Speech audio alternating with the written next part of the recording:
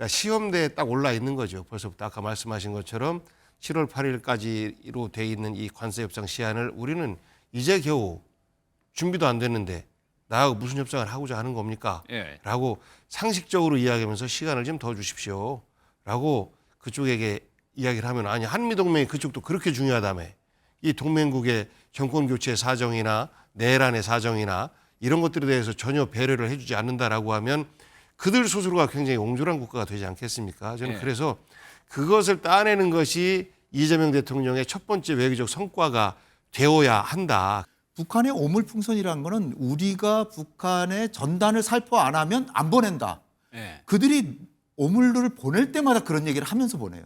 그러니까 이재명 대통령께서는 실용 외교 아닙니까? 예. 그러니까 우리가 안 보내면 끝이잖아요. 그다음에 이제 그거 안 보내면 오물도 안 오고 그럼 확성기 방송도 중단하고 예. 우리가 같은 민족이니까 서로 돕고 살자 얘기를 하고 그러다 보면 그래 그러면 대화 채널 이게 단절이 돼 있으니까 자칫하다 우발 충돌 나면은 분쟁이나 국지전까지도 날 수 있으니까 예.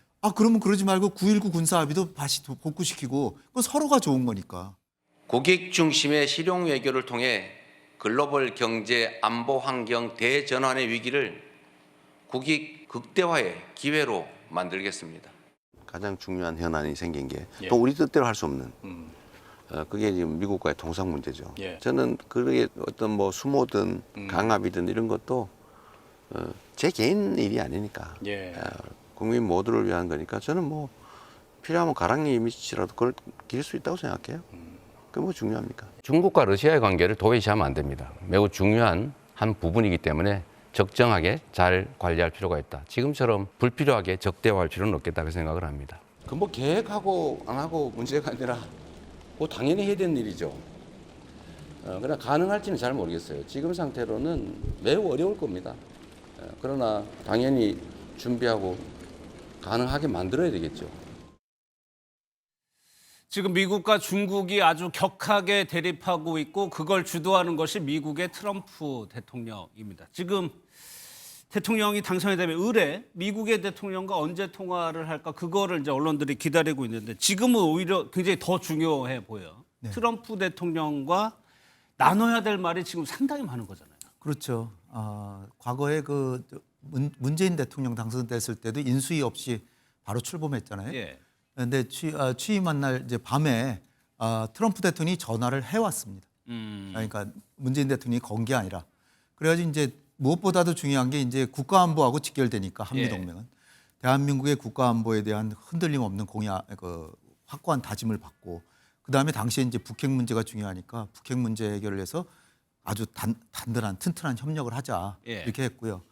그리고 당시에도 문재인 대통령이 이제 진보 정치인이기 때문에 한미 관계에 약간 문제가 있는 거 아니냐. 그래서 바로 또 불과 한 달도 안 돼서 미국을 방문합니다.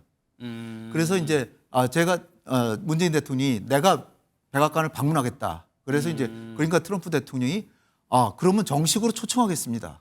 그래가지고 초청을 받고 가가지고 당시에 이제 국내에는 지금처럼 또 여야가 또 치열하게 또 공방을 벌이고 있고 또 문재인 대통령은 진보 대통령이니까 국가안보를 소홀히 한다, 한미동맹을 소홀히 한다 뭐 이런 얘기가 있을 수 있었는데 바로 트럼프하고 통화를 하고 미국을 방문하셔가지고 굳건한 한미 공조를 다지고 그리고 이제 베를린에 가가지고 북한에 대한 메시지를 우리 대화하자. 순서가 미국 다음에 이제 북한이었군요. 북한인데 그거를 뭐 북한을 방문한 건 아니고 베를린에 가가지고 베를린에 가가지고 서로 간에 그 소모적인 갈등을 피하자. 근데 지금 이재명 대통령께서도 거의 그 내용은 비슷해요. 지금 제가 생각해도 그렇고 대통령께서도 문제의식을 갖고 있는 게 쓸데없이 북한이 우리의 가상적이라는 거는 누구나 여야 막론하고 다 생각하지만 그렇다고 해서 그 북한을 갖다가 너 나랑 싸우자라고 자꾸 긁어부스럼으로 전단 살포하고 북한의 그 독재 정권이고 경제가 다 쓰러져가는 그 북한에다가 저 독재 정권 나쁜 사람이래요 막 그런 전단을 계속 뿌리니까 북한도 굳이 남한을 해치려고 안 하더라도 자꾸 남한에서 뭐가 날라오니까 그래서 오물풍선을 보내는 거 아닙니까? 그래서 저도 MBN에 자주 나와가지고 그 시사 해설도 하고 그랬는데 그때마다 제가 드린 말씀이 북한의 오물풍선이라는 거는 우리가 북한의 전단을 살포 안 하면 안 보낸다. 그들이 오물들을 보낼 때마다 그런 얘기를 하면서 보내요. 그러니까 이재명 대통령께서는 실용 외교 아닙니까? 예. 그러니까 우리가 안 보내면 끝이잖아요. 그다음에 이제 그거 안 보내면 오물도 안 오고 그럼 확성기 방송도 중단하고 예. 우리가 같은 민족이니까 서로 돕고 살자 얘기를 하고 그러다 보면 그래 그러면 대화 채널 이게 단절이 돼 있으니까 자칫하다 우발 충돌 나면은 분쟁이나 국지전까지도 날 수 있으니까 예. 그러면 그러지 말고 9.19 군사합의도 다시 복구시키고 그건 서로가 좋은 거니까 그런 식으로 가자라고 하는 말씀이에요. 그러니까 그 이재명 대통령의 실용 외교라는 게 다른 게 아니라 우리 대한민국의 국익을 위해서는 지금은 이제 아까 한미 관계에 있어서는 관세가 지금 제일 중요하니까 예. 내일까지 당장에 한국이 미국한테 어떻게 할 건지 그 세부 품목을 내놓으라고 지금 하루 만에 내놓으라고 지금 미국에서 통보가 어저께 왔어요. 예. 그래서 지금 내일까지 이제 다 오늘까지인가 다 보내야 되거든요. 그리고 7월 8일까지밖에 시간이 없어요. 지금으로서는 7월 8일 되면 다시 관세가 복원이 됩니다. 그런 상황이기 때문에 관세 문제가 지금 굉장히 시급하고 물론 미국이 이제 동맹국이고 하니까 그래 한국은 뭐 그 리더십이 공백 상태였으니까 예. 조금은 더 유예를 해주겠다. 그럼 제일 좋죠. 예. 그렇지만 그렇지 않고 전 세계 다 공통으로 90일이다 했으니까 그게 7월 8일 날 끝납니다. 이거 7월 7일까지 합의가 돼야 맞아요. 되는데 시간이 예. 별로 없잖아요. 그럼 일단 정상 외교라는 것이 그 정상 간의 뭐 인간적인 관계 이런 것도 중요하다고 얘기하고 또 지도자 리더의 리더십 성격 이런 것도 좀 영향을 미칠 수 있을 것 같고 이재명 대통령이 참 트럼프 대통령 아주 말도 거칠게 하고 성격도 강하잖아요. 트럼프 대통령과 어떻게 잘 접점을 찾으려면 어떤 점이 좀 접점이 될 거라고 보세요? 아까 말씀하셨잖아요. 예. 뭐 옛날에 그 한신처럼 가랑이라도 그런 얘기 했었죠. 기겠다. 네. 아니 우리 나라를 위해서 하는 건데 뭐 어떠냐? 저는 이 말씀 속에서 우리에게 실익이 있다면 폼 잡지 않고 대통령이라고 권위에 집착하지 않고 예. 뭐든지 다 하겠다. 그야말로 실용 외교의 적나라한 모습을 그대로 다 보여주는 것이라고 보고요. 그러니까 시험대에 딱 올라 있는 거죠. 벌써부터 아까 말씀하신 것처럼 7월 8일까지로 돼 있는 이 관세 협상 시한을 우리는 이제 겨우 준비도 안 됐는데 나하고 무슨 협상을 하고자 하는 겁니까? 예. 라고 상식적으로 이야기하면서 시간을 좀 더 주십시오. 라고 그쪽에게 이야기를 하면 아니 한미동맹이 그쪽도 그렇게 중요하다며 이 동맹국의 정권 교체 사정이나 내란의 사정이나 이런 것들에 대해서 전혀 배려를 해주지 않는다라고 하면 그들 스스로가 굉장히 옹졸한 국가가 되지 않겠습니까? 저는 예. 그래서 그것을 따내는 것이 이재명 대통령의 첫 번째 외교적 성과가 되어야 한다. 그리고 그렇게 반드시 만들어야 하는데 예. 이 과정에서 제가 좀 우려하는 건 그래요. 그 국민의힘과 민주당이 외국에 나가서도 다른 목소리를 냅니다. 하다못해 일본군 위안부 문제에 대해서도 국민의힘의 목소리와 우리 목소리가 달라요. 예. 참 부끄러운 모습인데 관세 동맹과 관련해서도 혹시라도 국민의힘에서 국익과 아무 상관없이 이념적으로 이재명 대통령을 몰아세우기 위해서 아니 이렇게 그 미국에게 뻣뻣하게 나간다 혹은 일정 정도의 줄다리기가 있을 때 이러다가 한미동맹 훼손된다라고 이념적 공격을 해온다라고 하면 예. 우리 스스로 아무런 협상의 장치가 없어지는 거 아니겠습니까? 그래서 예. 저는 그런 우려만 좀 국내에서 없어진다면 충분히 상식적으로 협상 기한 연장뿐만 아니라 일정 정도의 협상의 성과들도 만들어낼 수 있지 않을까 이렇게 기대를 합니다. 추가해서 하나만 간단하게 여쭤볼게요. 미국과의 관계에서 오늘 미국 국무장관이고 국무부에서는 한미일을 얘기했습니다. 네. 그것은 결과적으로 한미일이 힘을 합쳐서 중국을 견제하자는 의미일 텐데 또 우리는 또 중국에 대해서 그렇게 강경하게 할 수도 없는 처지이고요.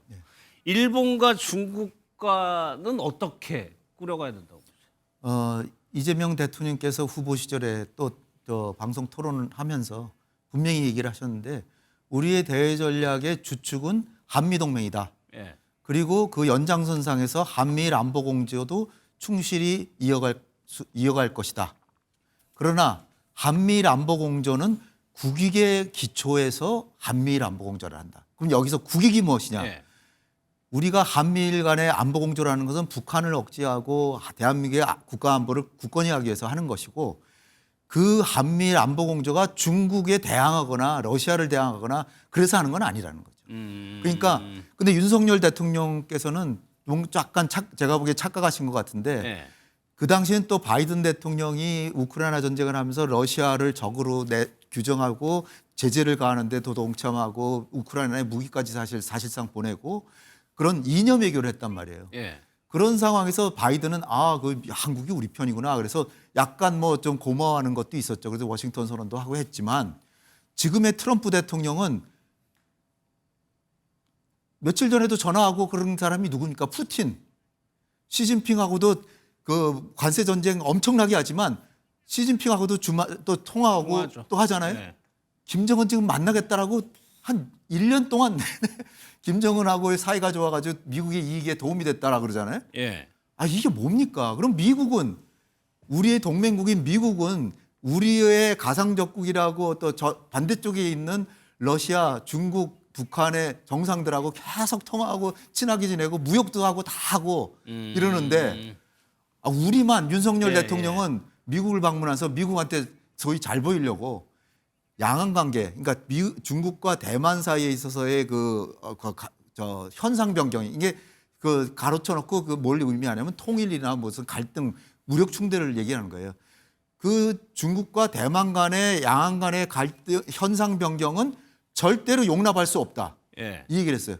그럼 중국은 우리보다 훨씬 큰 나라고 힘도 세고 우리한테 무역 적자도 과거에 많이 이제 했던 나라인데 예. 이런 나라가 사활적 이익이라고 생각하는 거를 굳이 우리가 그거를 왜 들쳐가지고 중국하고 너 싸우자 그럴 필요가 뭐가 있냐 그런 거죠. 이재명 대통령께서 하신 말씀 바로 그 점입니다. 굳이 한미 동맹을 주축으로 하고 한미일 공조를 계속하는 것이 중국하고 쓸데없이 다투거나 중국의 사활적 이익을 건드리거나 그럴 필요 없다는 거죠. 예. 미국도 중국하고 정상회담도 하고 모든 걸 하는데 그리고 무역은 안 합니까? 지금도 3천억 달러 적자 보면서 무역 어마어마하게 하고 있거든요. 우리가 중국하고 무역을 왜 안 합니까? 우리도 해야죠 당연히. 그러니까 어떻게 하느냐가 문제지 윤석열 정부가 너무나 이념을 내세워서 미국이 하지 말라면 하지 말아야 되나 보다 이렇게 한 게 잘못됐다는 거죠. 예. 그런 측면에서 한미동맹, 한미일 공조와 한중 우호 관계, 한러 우호 관계, 그러니까 우크라이나 전쟁 끝나면 한러 관계도 이제 관계 정상화한다는 거거든요. 예. 그게 전혀 모순된 게 아니라는 거죠. 특히 바이든 시대 때는 이념을 미국도 좀 중시했지만 트럼프는 그야말로 아주 생경하게 자기의 실리 외교를 하거든요. 그럼 미국이 실리 외교하는데 우리가 뭐하러 이념 외교를 합니까? 알겠습니다. 그런 또, 얘기입니다. 또 짚어봐야 되는 게 북한 문제. 네. 이재명 대통령은 이런 뭐 주식 시장이라든가 경제 안정을 한반도의 그런 북한 리스크 이거를 낮추면은 어느 정도 효과를 볼 수 있다라고 이제 얘기를 하는 것 같아요. 그렇다면 지금까지 보수 정권에서는 아예 북한과 거의 적대적으로 있었죠. 그렇죠. 이것도 바꿔야 되는 상황인 거잖아요. 네. 어떻게 좀 하실 거로? 이제 너무 어려운 상황까지 지금 왔죠.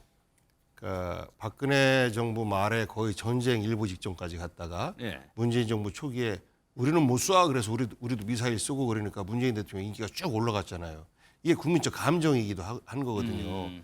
그런데 그 이후로 평화가 본물처럼 터지고 교류가 이어지고 하다가 이제 결국 또 북이 트럼프와의 노딜 협상 이것 때문에 화풀이를 우리 남쪽 대한민국에 한 거죠 사실상. 왜 니들이 좀 가운데서 좀 더 잘해주지 그랬냐라는 볼멘 소리를 아마 했던 것 같아요. 근데 이제 그로 인해서 전 세계와 그리고 우리 대한민국과도 대화가 끊어지다시피 했는데 그 이후에 윤석열 정부 들어서는 그래 하면서 이제 우리가 먼저 북을 자극하기 시작한 아까 말씀하신 것처럼 뭐 전단지를 보낸다든지 스피커를 튼다든지 이런 것들에 대해서 실제 그 우리의 잘못이거든요. 어찌 보면 굳이 그렇게까지 할 이유가 없는 것인데 그래서 그런 것들을 해결해 나가는 게 먼저 예. 그 다음에 트럼프가 김정은과 대화를 하고 싶어하는 이런 것들을 활용해서 우리가 이제 이종석 그 국정원장이 임명됐으니까 과거의 남북 교류나 협력이나 이런 것들을 경험 삼아서 그것을 연결해 주면서 우리와 북의 관계를 조금씩 끈을 하나씩 연결해 가는 예. 이제 이러한 좀 그 과정이 필요해 보입니다. 그리고 예. 요번에 이제 아펙이 있는데 그 경주에서 아펙이 있지 않습니까? 아펙 때 북을 어떻게 해서든지 좀 이렇게 뭐 업적으로라도 참여할 수 있도록 한다라고 하면 어마어마한 어떤 그 뭐 성과가 좀 나올 수 있을 텐데 우리가 평창 올림픽에 그 북이 참석했던 것처럼 예. 그런 그림을 그리는 사람들도 있어요, 상상으로. 근데 그런 것들이 가능하게 이종석 국정원장이나 그 팀들이 좀 일을 해낸다면 예. 그 오랫동안 단절되고 끊어졌던 남북 관계가 조금씩 이어지기 시작하는 그런 알겠습니다. 가능성을 보이지 않을까. 실제 아펙에 참석하지 않는다 하더라도 그것을 소재로 해서 대화라도 해본다라고 하는 것은 일종의 대화의 물꼬가 트이기 시작한다라는 상징이기 때문에 예. 그 자체로도 좀 의미가 있어 보입니다. 그러니까 앞서도 전단이나 확성기 멈추는 그런 선제적인 조치도 있고 9.19 군사합의 뭐 복원 이런 것도 도움이 될 수 있을 것 같은데 잘 아시겠지만 북한이라는 나라가 네. 뭐 몇 번 그렇게 한다고 해가지고 전폭적으로 손을 잡는 나라가 아니잖아요. 지금 북한의 위상이 어떻게 보면은 경제적으로는 몰라겠지만 예. 전략적으로 보면 상당히 몸값이 높아졌어요. 뛰었죠. 높아졌어요. 예. 이제 특히 러시아하고 동맹을 맺고 파병까지 하니까 푸틴이 경제 지원해주지, 에너지 주지, 또 첨단 기술까지 주지, 뭐 군사 기술 우리가 모르는 막 기술 다 주고 인공위성 기술까지 막 주고 막 이제 이러고 중국하고도 무역 관계가 트이고 이거 그러니까 북한의 입장에서는 중국과 러시아를 양쪽에 이제 그 줄다리기 시키면서 양쪽에서 뜯어내고 있는 거죠. 네. 지금. 그러니까 더군다나 유엔 북핵 문제라고 하는 거는 미국의 북핵 문제 해결 방식이 제재를 해가지고 너 저 핵 개발하니까 어렵지 제재 맡으니까 어렵지 그러는데 아니 북한의 대외교역의 95%가 중국이랑 하고 5%가 러시아하고 하는데 거기랑 잘 지내는데 그리고 그들이 과거에는 그 제재를 하는 신용이라도 했는데 요즘엔 뭐 야 제재 풀어줘라라고 그러잖아요. 김정은 입장에서 미국하고 잘 지내면 뭐 얻는 게 있어야 되는데 예. 예. 러시아하고 동맹 맺어서 여차하면 러시아도 북한이 러시아에 파병했으니까 한반도에 전쟁 나면 러시아가 군대를 보낼 수도 있는 거 아니에요. 물론 이건 분명히 됩니다. 중국이나 러시아가 이제 각각 동맹이 됐는데 북한하고 북한이 남침을 하면 안 도와줘요. 예. 한국이나 미국이 북침을 하면은 도와주기는 거예요. 이게 예, 그러니까 예. 북러 동맹이나 북중 동맹에 대해서 너무 우리가 겁먹고 그럴 필요는 없어요. 거꾸로 동맹이니까 푸틴이 스스로가 지난번에 북러 동맹 맺고 나서 푸틴이 하는 얘기가 너무 걱정하지 마라. 북한이 나만 도와주면 절대로 안 도와주고 거꾸로 남한을 북한이 침략을 하면 우리가 연루될 수 있으니까 말릴 것이다. 그러니까 걱정할 필요 없다라고까지 합니다. 그러니까 네. 너무 거기에 우리가 제일 걱정해야 될 거는 군사 기술이나 군사 무기를 주거나 북한의 경제 사정이 나아지고 뭐 이런 걸 우리가 우려하는 거고 한편으로 생각하면은 푸틴 대통령이 김정은하고 트럼프하고 지금 만날 가능성이 있는데 푸틴 대통령이 블라디보스톡이나 극동 지역에서 북미 정상회담을 주선할 수도 있습니다. 지금 예. 그런 상황에서 아까 물어보신 거에 답하면 북한이 지금 선선히 나올 입장이 아니에요. 예. 그런데도 불구하고 제가 보기에는 이재명 정부는 일단은 쓸데없이 갈등의 그 원인이 되는 거는 다 안 하겠다는 거죠. 그러면 북한도 우리가 전단살포 안 하면 오물 안 보낼 거라고 좀 봐요. 예. 굳이 왜 보내겠습니까? 그들도 힘들죠. 남한에 오물 보내는 것도 그들도 힘들 거 아닙니까? 그리고 그들도 확성기 방송 안 할 테고 그러다 보면은 우리가 인도주의적 지원도 한다 그러고 그리고 9.19 군사합의라고 하는 게 남북 간의 사소한 충돌이라도 되면 이게 연락 채널 자체도 없고 잘못하다 국지전으로 갈 수 있는데 그거는 북한한테도 손해고 우리한테는 더 큰 손해고 그러니까 9.19 군사합의도 이제 복귀를 하고 근데 이제 지금 윤석열 정부하고 지금 이재명 정부하고 제일 크게 달라지는 부분은 어디냐면요. 윤석열 정부나 김문수 후보 같은 경우는 북한은 나쁜 나라 그리고 도발하는 나라, 핵으로 우리를 위협하는 나라 따라서 도발한다는 걸 상정하고 억지하고 침략하면 방어하고 한미동맹하고 군사력을 합쳐가지고 어떻게든지 침략을 막는 거 거기가 끝이에요. 예. 근데 이재명 당선자는 이제 대통령 되셨죠. 이재명 대통령께서는 거기다가 그건 그 기본이고 한국의 자강력을 키우고 한미동맹을 기초로 해서 전시작전 통제권도 능력을 갖춰서 전환하고 예. 그리고 남북 대화를 하고 도와주겠다. 우리가 또 인도주의적 지원도 하겠다라고 해서 아무 대가 없이도 식량 같은 거 의약품은 주겠다. 그래서 북한의 마음을 풀어서 평화 상태로 만들면 전쟁을 하지 않고 평화를 유지하는 것이 싸워서 이기는 것보다 더 좋은 거 아니겠냐.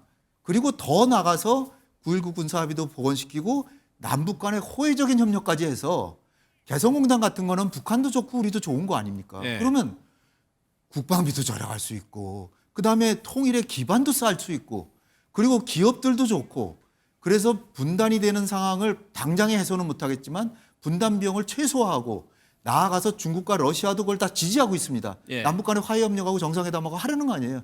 그러니까 알겠습니다. 중국하고 러시아하고도 관계도 좋고 이렇게 다 이 선순환적으로 승리하는 그런 예. 외교 정책을 하겠다는 겁니다.